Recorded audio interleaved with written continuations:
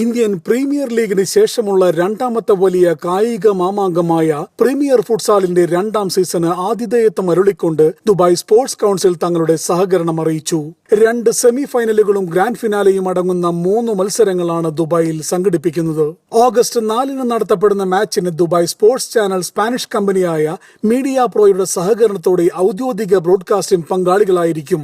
ദുബായിൽ വിളിച്ചു ചേർത്ത പത്രസമ്മേളനത്തിൽ Dubai Sports Council general secretary Saeed Mohammed ഹാരിബാണ് ഇക്കാര്യം അറിയിച്ചത്. പ്രസ്തുത ചടങ്ങിൽ Premier futsal president Luis Figo, Premier Futsal vice president Alessandro Rosa Vieira തുടങ്ങിയ കളിക്കാർ സന്നിഹിതരായിരുന്നു.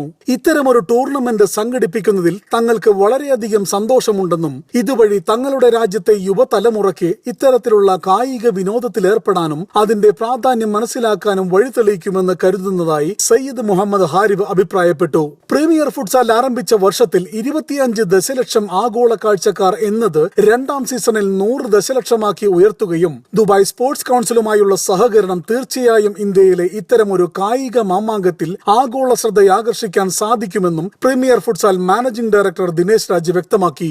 ദുബായ് സ്പോർട്സ് കൗൺസിലുമായുള്ള സഹകരണം ആഗോള തലത്തിൽ തന്നെ തങ്ങളുടെ ലീഗിന് രൂപം നൽകാൻ ഉതകുന്ന പ്ലാറ്റ്ഫോം ആയിരിക്കുമെന്ന് premier futsal president Luis Figo കൂട്ടിച്ചേർത്തു. Project that mixed professional futsal players with legends and some local young players that we scout in the different cities. So we're really pleased that Dubai Sports Council welcome us to be a global project, and no one place better than Dubai to start this global adventure. Big 14 Middle East, Dubai.